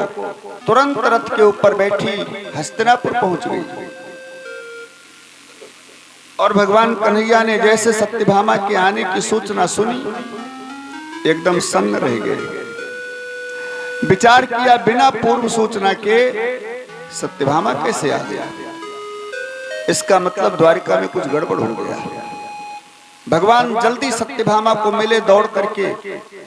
सत्यभामा ने रोते हुए आज हाथ जोड़ करके कहा, प्रभु आपके ससुर जी को कृतवर्मा और सतधन्वा ने मिलकर के मार दिया रात को सोते में। अक्रूर जी भगत है, संत और भगत के ऊपर जल्दी कोई गलत नहीं सोचता है। हाँ, भले वो बुरे हो फिर भी जल्दी उंगली नहीं उठाता है उनके ऊपर। अरे भला वो ऐसा करेंगे ना, ऐसा नहीं हो सकता। हाँ, गलत। इसलिए अक्रूर जी को कोई जानता ही नहीं है, काम अक्रूर भी करके चले गए। कृतवर्मा और सद्धन्वा ने तुम्हारे ससुर जी को मार दिया ना। और सुखदेव जी कहते हैं भगवान कन्हैया ने सुना तो सत्यभामा को लिपट करके खूब रोए, ज्यादा रोए। यहाँ परीक्षित जी ने कहा गुरुदेव भगवान सत्यभामा को लिपट कर ज्यादा क्यों रोए? तो सुखदेव जी कहते हैं सुनो, भगवान तो नाटक निपुण है, उनको तो कुछ बताने ही नहीं है, लेकिन दुनिया का ये वैशिष्ट्य होना चाहिए, सब पतियों की ये आदत होनी चाहिए कि अपने पिताजी के मरने पर चाहे बिल्कुल मत रो, लेकिन पत्नी का पिता मर जाए तो ज्यादा रो। नहीं रोना आ रहा है तो बनावटी आंसू निकाल करके रो, लेकिन खूब रो, नहीं तो पत्नी बुरा मान जाएगी। हमारे पिताजी मर गए, इनको जरा भी करुणा नहीं आ रही, इसलिए खूब रो। और भगवान कन्हैया तो खूब नाटक निपुण, इसलिए सत्यभामा से लिपट करके खूब रोए। हमारे ससुर जी बहुत अच्छे थे, मेरे को बहुत मानते थे। फिर भगवान कृष्ण सत्यभामा के साथ द्वारिका आए, अर्जुन भी साथ में आए हैं और युद्ध करके कृतवर्मा सद्धन्वा को मार दिया, लेकिन मणि वहां नहीं मिली, क्योंकि मणि वहां थोड़े थे। मणि वहां नहीं मिली। बलराम जी से कृष्ण बोले दादा मैंने कृतवर्मा सद्धन्वा को मार भी दिया, लेकिन मणि वहां नहीं मिली। बलराम जी ने कहा ज्यादा नाटक मत करो कृष्ण, मणि तुमने लिया है, लाकर दे दो। कन्हैया ने सोचा ये मणि तो हाथ धोकर मेरे पीछे पड़ गई। अरे चौथ का चंद्रमा एक बार क्या देख लिया, बार बार इससे कलंक लग जाता है मेरे। मैं उसके बारे में जानता भी नहीं हूं और मेरे को बलराम दादा भी कह रहे हैं मणि तुमने लिया है कृष्ण। इसलिए कन्हैया बड़ी बारीकी से छानबीन करने लगे। बारीकी से छानबीन किया तो देखा अक्रूर जी एक यज्ञ कर रहे हैं। उस यज्ञ में जो वेदियां बनाई गई हैं सब वेदियां सोने की बनाई गई हैं, स्वर्ण निर्मित वेदियां। हजारों ब्राह्मण संत रोज भोजन करते हैं और हजारों ब्राह्मणों के संतों के भोजन करने के लिए सोने की थाली, सोने के गिलास, सोने की कटोरी, सोने का लोटा, चम्मच सब बनवाया जाता है। ब्राह्मणों को संतों को भोजन करवाया जाता है और फिर उन्हीं को दान कर दिया जाता है, रोज का रोज। हाँ, जो एक बार खाए अपना बर्तन लेकर जाए साथ में। भगवान कन्हैया ने सोचा इतना सोना अक्रूर के पास आया कहां से? भाई 80 किलो सोना रोज मिल रहा है, कम तो है नहीं। भगवान ने सोचा इतना सोना अक्रूर के पास कहां से आया, इतना बड़ा दानी हो गया। सो भगवान कृष्ण समझ गए और तुरंत अक्रूर के पास गए। इधर उधर की कोई बात नहीं किया, डायरेक्ट अटैक किया और कहा काका जी ये तुमने अच्छा नहीं किया, बहुत गलत किया तुमने। अक्रूर जी ने समझा कि भगवान जान गए हैं, तुरंत हाथ जोड़कर बोले प्रभु मणि मैं लेकर के आया, नाथ गलती हो गई, क्षमा करें, अपराध हो गया मेरे से। और मणि ला करके भगवान के हाथों में दिया। भगवान ने कहा सुनो तुम मेरे काका जी जरूर हो, तुम मेरे परिवार के जरूर हो, लेकिन दंड तुमको भी मिलेगा, क्योंकि राजा किसी एक का नहीं होता है, राजा पूरी प्रजा का होता है और राजा के लिए सारी प्रजा पुत्र के समान होती है। इसलिए दंड तुमको भी मिलेगा, कठोर दंड मिलेगा।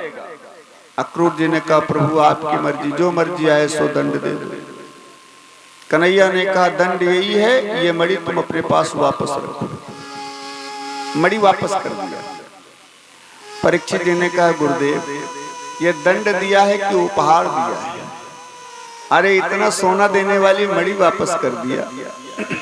सुखदेव जी कहते हैं परीक्षित सुनो तो, भगवान ने एक शर्त भी रखी है क्या शर्त रखी है? मणि से जितना सोना निकले एक रत्ती कम नहीं होना चाहिए, रोज का रोज तौल करके मेरे खजाने में जमा करना, एक रत्ती कम नहीं होना चाहिए, रोज का रोज। अब सुनो, 10 घंटा एक आसन पर बैठ करके मणि की जब पूजा की जाती थी तब वो मणि 8 भार सोना देती थी। और जिस दिन मणि की 10 घंटे पूजा न की जाए उस दिन घर में अनिष्ट शुरू। कभी कोई बीमार हो गया, कभी कोई मर गया, कभी बहुत बड़ा नुकसान हो गया। ऐसे जिस दिन पूजा न की जाए उस दिन घर में अनिष्ट शुरू। अब पूजा अगर अक्रूर न करें तो घर में गड़बड़ शुरू हो, घर में अनिष्ट शुरू हो।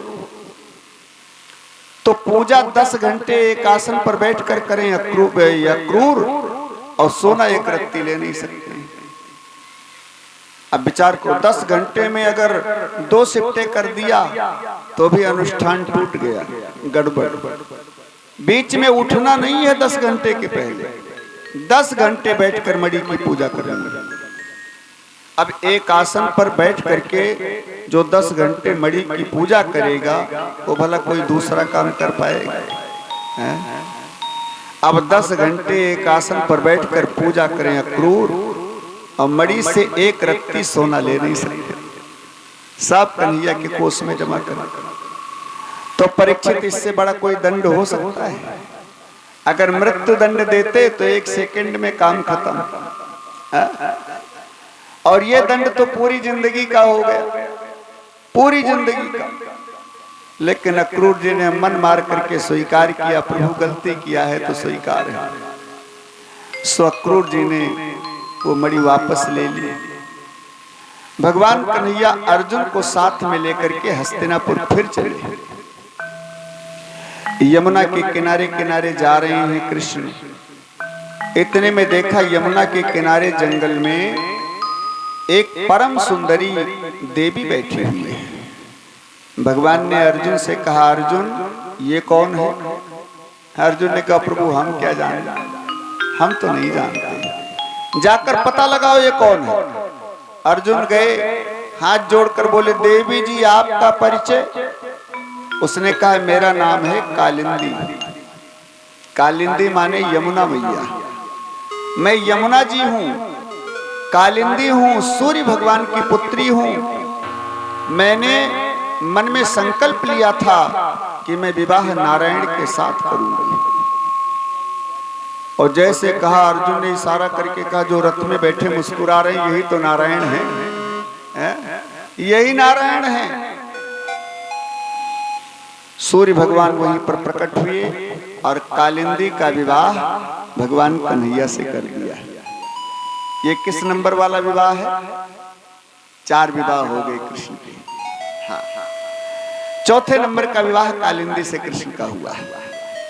सुखदेव जी कहते हैं 5वां विवाह हुआ कृष्ण का अयोध्या के राजा नागनिजित की पुत्री नागनिजिति से, माने सत्या से। नागनिजित के यहाँ 7 बैल है, 50 मुद्राएं। नागनिजित के यहाँ 7 बैल है। नागनिजित की प्रतिज्ञा है 7 बैलों को जो एक ही बार में अंकुशित कर देगा, माने एक साथ अंकुशित कर देगा, अपने कंट्रोल में कर लेगा, उसी के साथ में सत्या का विवाह करूंगा। बहुत से राजकुमार आए, बैलों के द्वारा मारे गए। भगवान कन्हैया को सूचना मिली तो कृष्ण भी एक बार गए और 7 रूप बना करके 7 बैलों को एक ही साथ अंकुशित करके सत्या के साथ विवाह किया और सत्या को लेकर के कृष्ण आ गए। ऐसे कृष्ण का 5वां विवाह हुआ। 6ठा विवाह उज्जैन में 2 भाई हैं, विंद और अनुविंद। इनकी बहन का नाम है मित्रविंदा। विंद और अनुविंद दुर्योधन के साथ अपनी बहन मित्रविंदा का विवाह करना चाहता है। उसका स्वयंवर किया और स्वयंवर के एक दिन पहले मित्रविंदा से कह दिया, देखो बहन, मैंने दुर्योधन से बात पक्की कर ली है, दुर्योधन भी आएगा, बरमाला उसी के गले में डालना। मित्रविंदा ने स्वीकार कर लिया, ठीक है भैया आपकी बात स्वीकार है, मैं दुर्योधन के ही गले में वरमाला डालूंगा। इधर कन्हैया ने भी स्वयंवर का नाम सुना तो बुलाया नहीं गया है इनको, लेकिन ये पहुंच गए। और जब स्वयंवर में आए, मित्रविंदा वरमाला लेकर के स्वयंवर सभा के अंदर आई तो सबसे पहले दृष्टि भगवान कन्हैया के ऊपर पड़ गई। और जैसे मित्रविंदा ने कृष्ण को देखा, इतना आकर्षित हुई कि भाइयों की बात भूल गई दुर्योधन वाली, और जाकर कृष्ण के गले में वरमाला डाल दिया। और जैसे विंद अनुविंद ने देखा, लाल लाल आंखें निकाल करके हथियार लेकर के मारने के लिए तैयार हो गए। भगवान ने सोचा गड़बड़ हो गया, अब तो युद्ध करना पड़ेगा, और युद्ध में हो सकता है इनको मारना पड़ जाए, लेकिन अब साले साहब हो चुके हैं, मारूंगा कैसे, इसलिए लड़ाई ही टाल दो ठीक रहेगा, यही दो चार बात कह ले, यही बड़े हो जाए। सो भगवान चुपचाप मित्रविंदा का हाथ पकड़ करके वहां से द्वारिका चले गए। ऐसे कन्हैया का छठा विवाह हुआ। सातवां विवाह एक माता जी हैं जिनका नाम है श्रुतकीर्ति मैया, उनकी पुत्री का नाम है भद्रा। श्रुतकीर्ति मैया ने भगवान को बालक माना है, वात्सल्य प्रेम कर रही हैं बच्चे के समान, लेकिन श्रुतकीर्ति मैया ने सोचा मेरे बालक तो कभी कृष्ण बन नहीं पाएंगे, इसलिए क्या करूं। सोचा हमारी पुत्री भद्रा है, इसका विवाह कर दूं कन्हैया के साथ, तो दामाद में और पुत्र में कोई अंतर नहीं होता है, फिर तो बालक का ही रिश्ता हो जाएगा, दामाद के रूप में मेरे बच्चे हो जाएंगे, मेरा वात्सल्य भाव सफल हो जाएगा। ये सोचकर श्रुतकीर्ति मैया ने अपनी पुत्री भद्रा का विवाह कन्हैया के साथ कर दिया। ये सातवां विवाह हुआ। आठवां विवाह एक लक्ष्मणा नाम की कन्या है, इनके पिताजी ने प्रतिज्ञा किया है, ऊपर मछली चल रही है, घूम रही है, नीचे तेल है कढ़ाई में के तेल में मछली की परछाई देखते हुए जो मछली की आंख का भेदन करेगा उसी के साथ लक्ष्मणा का विवाह होगा, जो लक्ष्य का भेदन करेगा। कोई नहीं कर पाया, भगवान कृष्ण आए और लक्ष्य का भेदन किया, लक्ष्मणा के साथ विवाह किया और लेकर आ गए। ऐसे कन्हैया के 8 विवाह हुए। एक दैत्य है जिसका नाम है भौमासुर, इसको नरकासुर भी बोलते हैं। ये पृथ्वी मैया का पुत्र है। जब पृथ्वी मैया से भौमासुर का जन्म हुआ तो पृथ्वी मैया ने ज्योतिषियों से पूछा, पंडितों से मुहूर्त पूछा, अपने पुत्र के ग्रह नक्षत्र के बारे में पूछा, तो पंडितों ने बताया ये जो तुम्हारा पुत्र है इसकी मृत्यु नारायण के हाथ होगी, बड़ा बलवान होगा, नारायण के सिवा इसको तीनों लोकों में कोई मार नहीं पाएगा, नारायण के हाथ मरेगा। तो पृथ्वी मैया भगवान नारायण के पास गई, भगवान नारायण से निवेदन किया, प्रभु मेरे पुत्र को मारना मत, मेरे को ये वचन दो, मेरे पुत्र को मारना मत। भगवान ने कहा वचन देता हूं नहीं मारूंगा, लेकिन कब तक नहीं मारूंगा जानती हो, जब तक तुम नहीं कह दोगी, और जब तुम कह दोगी कि मार दो तब छोड़ूंगा नहीं, तब मार दूंगा। अब तो पृथ्वी मैया बड़ा प्रसन्न हो गई, इसका मतलब मेरा पुत्र अमर हो गया है, क्योंकि हम क्यों कहेंगे मार दो भाई, पुत्र चाहे जितना कुपुत्र हो जाए, पुत्रो कुपुत्रो जाएत क्वचिदपि कुमाता न भवति, पुत्र कितना कुपुत्र हो जाए लेकिन माता कभी कुमाता नहीं होती। रोज माता जी को डंडों से मारे, लेकिन माँ हमेशा यही कामना करेगी, भगवान मेरे बालक की रक्षा करना। इसलिए पृथ्वी मैया बड़ा प्रसन्न हो गई। सुखदेव जी कहते हैं, परीक्षित भगवान कन्हैया की जो तीसरे नंबर वाली पत्नी है, जो तीसरे नंबर वाली पत्नी है, क्या नाम था उनका, क्या नाम था, सत्यभामा। हाँ। तीसरे नंबर वाली पत्नी नाम था सत्यभामा। ये पृथ्वी मैया का प्रतिनिधित्व कर रही हैं, पृथ्वी का अवतार है। देखो ये पृथ्वी मैया का अवतार है। लक्ष्मी जी धन के रूप में लक्ष्मी का अवतार है रुक्मिणी जी। जो इनकी कालिंदी नाम की पत्नी है ये यमुना मैया है, माने जल के रूप में। ये पंच भौतिक जो पंच तत्व होते हैं ये सब भगवान कृष्ण की 5 पत्नी बनकर के आए हैं। अग्नि, वायु, आकाश, जल, ये सब पृथ्वी। तो सत्यभामा पृथ्वी का प्रतिनिधित्व कर रही हैं। नरकासुर का एक काम है, उसने प्रतिज्ञा किया है कि भगवान कन्हैया ने लाखों गोपियों के साथ रहस्यलीला किया, मैं भी कई सुंदर लड़कियों के साथ रहस्य करूंगा। एक संख्या निर्धारित किया है, 21,000 पूरी हो जाएंगी तब रहस्यलीला करूंगा। इसलिए बड़े बड़े राजघरानों में जाता है और उनके सुंदर सुंदर कन्याओं का हरण करके लेकर के आता है, जेल के अंदर डाल देता है। 16,100 कन्याओं को जेल के अंदर बंद किया है, अभी 21,000 नहीं पूरी है। लक्ष्य है उसका। सारी कन्याओं ने नारद जी के हाथ संदेशा भेजा भगवान कन्हैया के पास। नारद जी संदेशा लेकर कृष्ण के पास आए तो भगवान सारी कन्याओं का उद्धार करने के लिए गरुड़ के ऊपर बैठे कि सत्यभामा आ गई, प्रभु हम भी चलेंगे। भगवान मन ही मन मुस्कुराए, तुम्हारी तो बहुत बड़ी आवश्यकता है, आओ बैठो देवी। क्योंकि वरदान दिया है पृथ्वी मैया को, जब तक तुम नहीं कहोगे तब तक नहीं मारूंगा। और वहां अगर ये नहीं चलेंगी, क्योंकि पृथ्वी मैया है सत्यभामा, अगर ये नहीं चलेंगी, ये नहीं कहेंगी मारने के लिए, तो उसको मारूंगा कैसे। इसलिए कहते हैं देवी तुम्हारी तो आज बहुत बड़ी आवश्यकता है, चलो।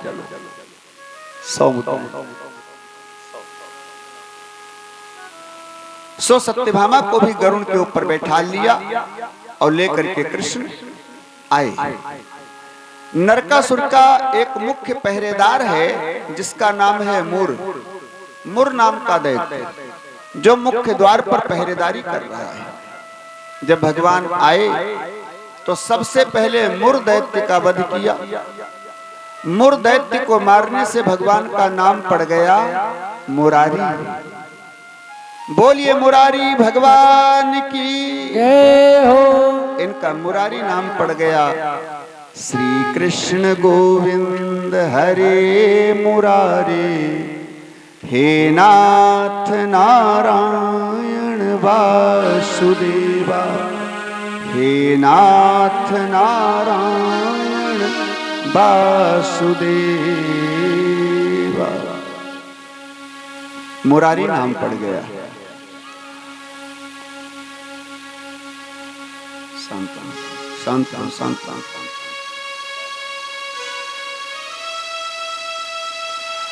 नरकासुर दैत्य को ललकारा तो भौमासुर अपनी विशाल सेना लेकर के भगवान से युद्ध करने आया।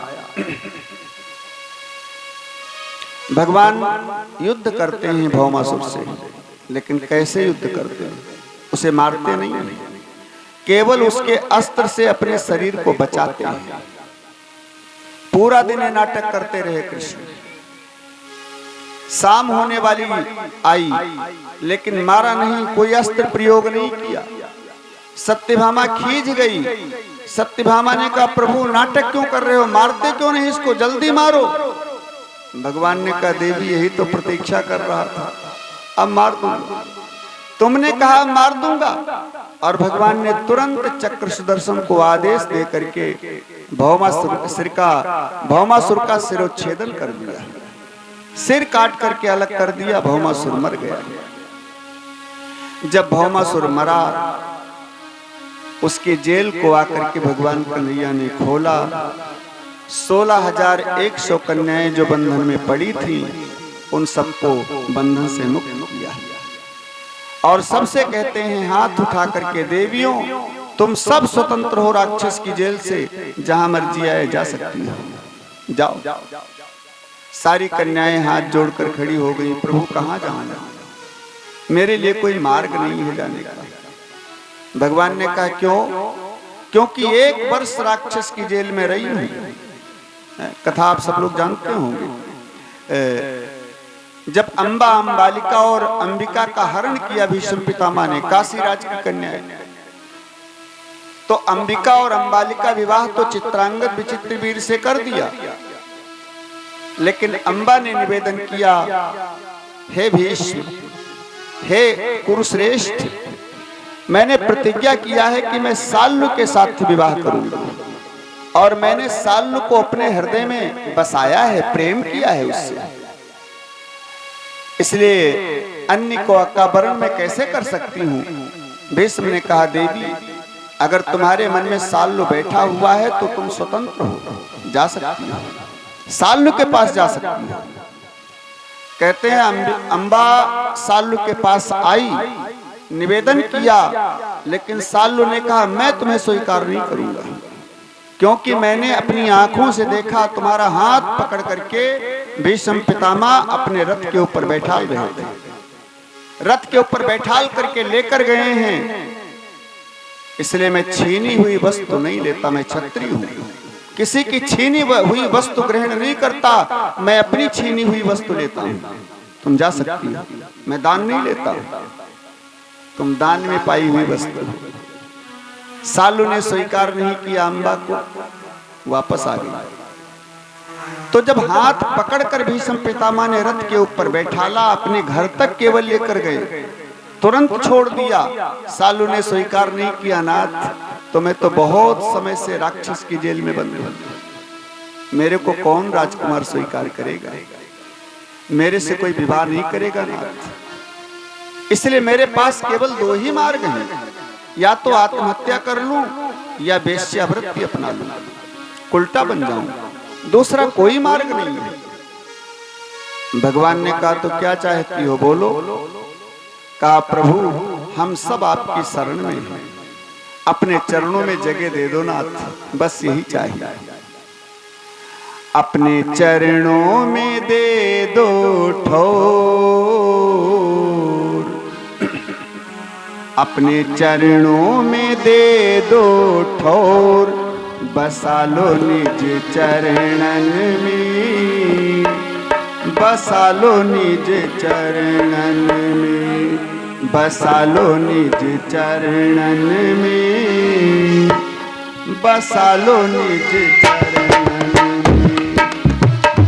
अपने चरणों में दे दो ठोर, बसा लो निज चरणन में,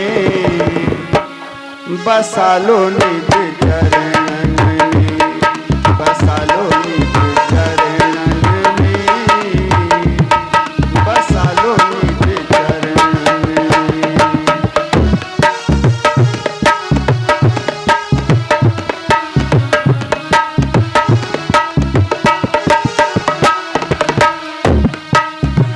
सौंप दिया सब जीवन तोहे, सौंप दिया सब जीवन तोहे, रखियो जिस विधि रखना होवे, रखियो जिस विधि रखना होवे। वृंदावन में, जय हो, वृंदावन में बसा लो कोई हो, वृंदावन में बसा लो कोई हो, बसा लो निज चरणन में, बसा लो निज चरणन में, बसा लो निज चरणन में, बसा लो निज चरणन में। अपने चरणों में दे दो ठोर, बसा लो निज चरणन में, बसा लो निज चरणन में, बसा लो निज चरणन में, बसा लो निज चरणन में। चाहे गोपी ग्वाल बना ले, चाहे गोपी ग्वाल बना ले, लता पता चाहे लता पता चाहे नर बना दे, चाहे ब्रज का बना लो कोई मोर, चाहे ब्रज का बना लो कोई मोर, बसा लो निज चरण में, बसा लो मुझे चरण में, बसा लो मुझे चरण में, अपने चरणों में दे दो ठोर, बसा लो निज चरण में, बसा लो निज चरण में, बसा लो मुझे चरणों में, बसा लो मुझे चरणों में, इस दिन तेरी सेवा करेंगे, इस दिन तेरी सेवा करो, चरणों में तेरे श्रद्धा रखेंगे, चरणों में तेरी श्रद्धा रखो, तेरे दर्शन करेंगे उठी भोर, तेरे दर्शन करेंगे उठी भोर, बसा लो निज चरण में, बसा लो निज चरण में, बसा लो निज, बसा लो निज चरण में, चरणों में दे दो ठोर, अपने चरणों में दे दो ठोर, बसा लो निज चरण में, बसा लो निज चरण में, बसा लो निज चरण में, बसा लो निज चरण में। बोलिए राधा कृष्ण भगवान की। जय हो। सारी पत्नियां, सारी कन्याएं भगवान से निवेदन करती हैं, प्रभु आपकी शरण में हूं, अपनी शरण में ले लो। भगवान का नाम है शरणागत वत्सल। जो इनकी शरण में आ जाता है अनन्य भाव से, भगवान उसे ठुकराते नहीं। भगवान तो यहाँ तक कहते हैं, कोटि विप्र बध लागहि जाहू, आए शरण तजऊ नहीं ताहू। तो जब करोड़ों ब्राह्मणों के मारने का जो पातकी है उसको भी भगवान स्वीकार करने के लिए तैयार हैं, तो भला इन कन्याओं को कैसे ठुकरा देंगे। शरणागत वत्सल हैं। देवियों, अगर तुम लोगों की यही इच्छा है तो हम सबको स्वीकार करते हैं। सारी कन्याओं ने भगवान की स्वीकृति को मंजूर किया, प्रसन्न हो गईं और कहते हैं भगवान सबको द्वारिका लेकर के आए, 16,100। फिर सबके महल अलग अलग बनवाए गए। सारी कन्याओं को प्रत्येक महल में, अलग अलग महल में रखा गया और जितनी कन्याएं हैं उतने स्वरूप भगवान कन्हैया ने बनाए और एक ही दिन, एक ही मुहूर्त में 16,100 विवाह भगवान कृष्ण के एक साथ हो गए। 16,100 विवाह। अब कुल कितने विवाह हो गए? 16,108। भगवान कृष्ण के 16,108 विवाह पूर्ण हो गए। परीक्षित जी ने यहाँ एक प्रश्न किया, गुरुदेव, भगवान त्रैलोक के नायक थे, द्वारिका के राजा थे, तो राजा होने के नाते 2, 4, 10, 20, 100, 200 विवाह कर लेते। ये 16,108 करने की क्या जरूरत थी? महाराज इतने विवाह क्यों किए भगवान? सुखदेव जी कहते हैं, राजन, भगवान विवाह करें तो भी, न विवाह करें तो भी 16,108 पत्नियों के मालिक तो ये हमेशा रहते हैं। 16,108 पत्नियां इनके पास हमेशा रहती है। लीला दुनिया को दिखाने के लिए विवाह किए हैं केवल। इतनी पत्नियां तो इनके पास पहले से हैं। ये ईमानदारी की पत्नियां हैं, बेईमानी की तो बहुत है। अच्छा, बेईमानी की कितनी है? तो सुखदेव जी कहते हैं सारी दुनिया को, भगवान को सारी दुनिया के पति कहा जाता है, जगत पति। ये पूरे संसार के पति हैं। और इस समय वर्तमान समय में 9.5-10 अरब के लगभग पूरे विश्व की जनसंख्या होगी। तो इतनी जनसंख्या माना जाए तो 9.5-10 अरब भगवान कृष्ण की पत्नियां हो गई। अब वो चाहे स्त्री हो चाहे पुरुष हो, सब उनकी पत्नी है। हम सब उनकी दुल्हन हैं, हम सब उनकी दुल्हन हैं। वो हम सबके पति हैं। तो 9.5-10 अरब के करीब पत्नियां हो गई भगवान की, क्योंकि वो जगत पति हैं। लेकिन ईमानदारी की देखा जाए, हर समय उनके साथ रहने वाली तो 16,108 पत्नी के मालिक को प्रारंभ से हैं। हमेशा इतनी पत्नियां उनके पास रहती हैं। ये दुनिया को लीला दिखाने के लिए अलग अलग विवाह किए केवल, बस। अच्छा, ये 16,108 पत्नियां जो हमेशा भगवान के पास रहती हैं, ये कौन है? जरा देखें भाव। सुखदेव जी कहते हैं 4 वेद में 3 कांड।